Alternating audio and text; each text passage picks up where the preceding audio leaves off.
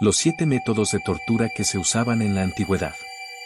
1. El desollamiento.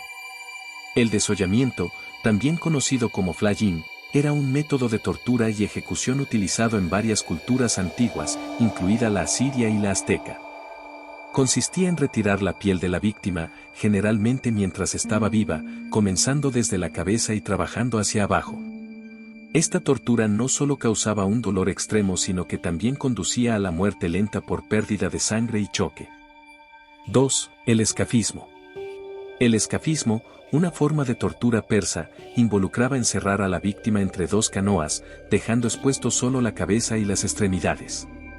Se les forzaba a ingerir leche y miel, y luego se cubrían con miel para atraer insectos. Las víctimas sufrían una muerte lenta por deshidratación, hambre y las picaduras de insectos. 3. La dama de hierro.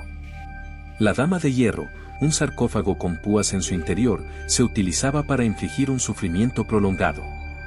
Las víctimas eran encerradas y las púas penetraban su cuerpo, evitando órganos vitales para prolongar el dolor antes de la muerte. 4. La pera de angustia. Este dispositivo era un dispositivo de tortura empleado en la Europa medieval y renacentista. Su uso estaba dirigido a infligir un dolor extremo y, en muchos casos, provocar daños internos severos. Este macabro instrumento tenía la forma de una pera metálica dividida en segmentos, conectados a un mecanismo de tornillo. Cuando el tornillo se giraba, los segmentos se expandían hacia afuera. El dispositivo se insertaba en una de las cavidades del cuerpo, la boca, el recto o la vagina, dependiendo del tipo de castigo o la naturaleza del crimen que se deseaba castigar o confesar. 5. El potro. El potro, o bastidor, era un dispositivo de estiramiento. Las víctimas eran atadas de pies y manos y se utilizaban rodillos para estirar su cuerpo, dislocando y rompiendo huesos. Este método se usaba para extraer confesiones. A medida que el estiramiento continuaba, las articulaciones comenzaban a dislocarse. Los hombros, codos, caderas y rodillas eran los primeros en verse afectados. Con una mayor tensión, los huesos podían fracturarse y los ligamentos y tendones sufrir desgarramientos severos. El torturador podía regular la intensidad y la duración del estiramiento, prolongando el sufrimiento de la víctima. En muchos casos, el proceso se detenía justo antes de causar daño mortal, para mantener a la víctima consciente y capaz de hablar. 6. El garrote vil. El garrote vil es uno de los dispositivos de ejecución más infames y tristemente célebres en la historia de España y sus colonias.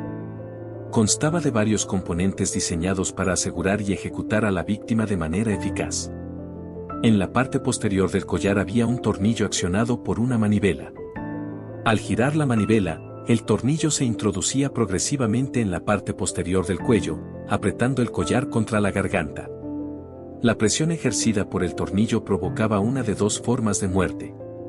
Asfixia, el collar comprimía la tráquea, bloqueando las vías respiratorias y causando una muerte por asfixia en cuestión de minutos.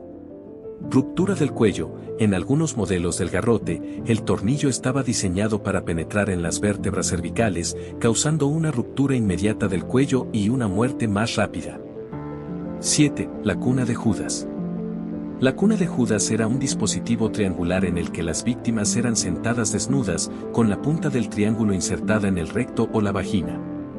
El peso de la víctima ejercía presión sobre la punta, causando un dolor extremo y, eventualmente, infecciones mortales. Si te ha gustado el video no olvides dejar tu like, suscribirte y activar la campanita.